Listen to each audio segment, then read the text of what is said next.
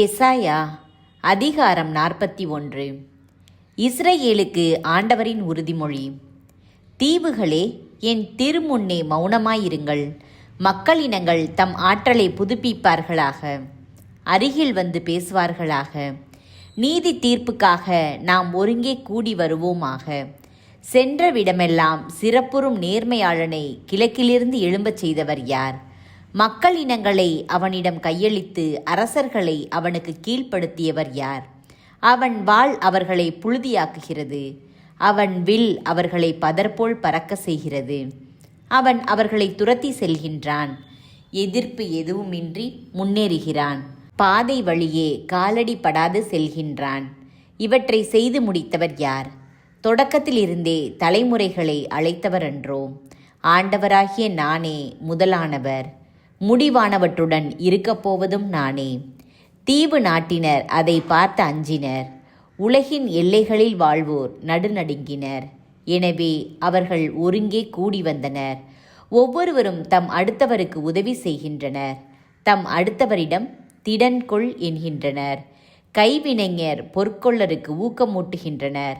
சுத்தியால் தட்டுபவர் சம்மட்டியால் அடிப்பவரிடம் பற்ற வைப்பது பற்றி நன்று என்று சொல்லி உற்சாகப்படுத்துகின்றார். அசையாதபடி ஆணிகளால் அதை இறுக்குகின்றார். நீயோ, இஸ்ரவேலே, என் அடியவனே, நான் தேர்ந்தெடுத்த யாக்கோபே, என் அன்பன் ஆபிரகாமின் வழிமரபே, உலகின் எல்லைகளில் நின்று உன்னை அழைத்து வந்தேன், தொலை நாடுகளில் நின்று உன்னை அழைத்தேன். நீ என் அடியவன், நான் உன்னை தெரிந்தெடுத்தேன், உன்னை நான் தள்ளிவிடவில்லை என்று சொன்னேன். அஞ்சாதே, நான் உன்னுடன் இருக்கிறேன். கலங்காதே, நான் உன் கடவுள். நான் உனக்கு வலிமை அளிப்பேன், உதவி செய்வேன். என் நீதியின் வழக்கரத்தால் உன்னை தாங்குவேன். உனக்கெதிராய் வெகுண்டெழுவோர் அனைவரும் மானக்கேடுற்று இழிநிலை அடைவர். உன்னை எதிர்த்து வழக்காடுவோர் இல்லாதொழிவர். உன்னை எதிர்த்து போராடியோரை நீ தேடுவாய், ஆனால் அவர்களை கண்டுபிடிக்க மாட்டாய். உன்னை எதிர்த்து போரிட்டோர் ஒளிந்து போவர், ஏனெனில் நானே உன் கடவுளாகிய ஆண்டவர். உன் வலக்கையை பற்றி பிடித்து அஞ்சாதே, உனக்கு துணையாயிருப்பேன் என்று உன்னிடம் சொல்பவரும் நானே. யாக்கோபு என்னும் புழுவே, இஸ்ரவேல் என்னும் பொடி பூச்சியே, அஞ்சாதிரு, நான் உனக்கு துணையாயிருப்பேன் என்கிறார் ஆண்டவர். இஸ்ரவேலின் தூயவரே உன் மீட்பர். இதோ, நான் உன்னை புதிய கூர்மையான போரடிக்கும் கருவியாக்குவேன். நீ மலைகளை போரடித்து நொறுக்குவாய், குன்றுகளை தவிடு பொடியாக்குவாய், அவற்றை தூற்றுவாய். காற்று அவற்றை வாரிக்கொண்டு போம், புயல் அவற்றை சிதறடிக்கும். ஆண்டவரில் நீ அகமகிழ்வாய், இஸ்ரவேலின் தூயவரில் மேன்மை அடைவாய். ஏழைகளும் வறியோரும் நீரை தேடுகின்றனர், அது கிடைக்கவில்லை. அவர்கள் தாகத்தால் நாவறண்டு போகின்றனர். ஆண்டவராகிய நான் அவர்களுக்கு பதிலளிப்பேன். இஸ்ரவேலின் கடவுளாகிய நான் அவர்களை கைவிட மாட்டேன். பொட்டல் மேடுகளை பிளந்து ஆறுகள் தோன்ற செய்வேன். பள்ளத்தாக்குகளில் நீரூற்றுகள் புறப்பட செய்வேன். பாலை நிலத்தை நீர் தடாகங்களாகவும் வறண்ட நிலத்தை நீர் சுனைகளாகவும் மாற்றுவேன். பாலை நிலத்தில் கேதுரு மரங்களை வளர செய்வேன். சித்தம் மரம், மிருது செடி, ஒலிவ மரம் ஆகியன தோன்ற செய்வேன்.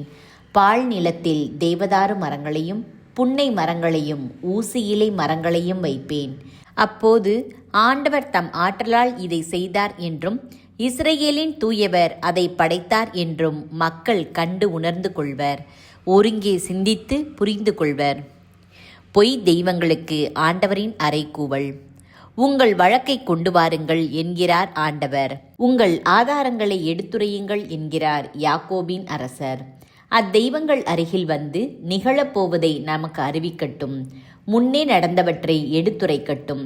நாம் சிந்தித்து அவற்றின் இறுதி விளைவை அறிந்து கொள்வோம். இல்லாவிடில் வரவிருப்பவற்றை நமக்கு எடுத்து கூறட்டும்.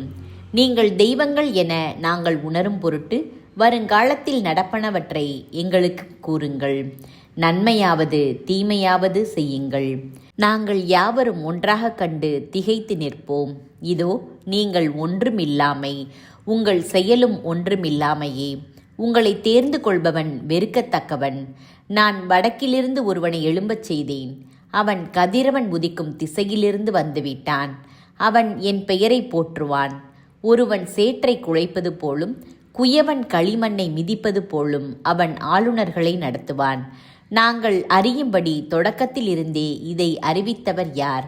அது சரி என்று நாங்கள் சொல்லும் முன்னரே உரைத்தவர் யார்? அப்படி எதுவும் அறிவிக்கவில்லை, முன்னுரைக்கவில்லை. நீங்கள் பேசியதை யாரும் கேட்டதும் இல்லை. இதோ வருகிறார்கள் என்று முதலில் சீயோனுக்கு அறிவித்தது நானே. நற்செய்தியாளரை எருசலேமுக்கு அனுப்பியதும் நானே. நான் சுற்றும் முற்றும் பார்த்தேன், எதையும் காணவில்லை. அவற்றுள் அறிவுரை வழங்கவோ என் வினாவுக்கு மறுமொழி தரவோ தெய்வமும் இல்லை. இதோ அவை அனைத்தும் ஒன்றுமில்லாமையே, அவற்றின் செயல்களும் ஒன்றுமில்லாமையே, அவற்றின் படிமங்களோ வெறும் காற்றும் வெறுமையுமே.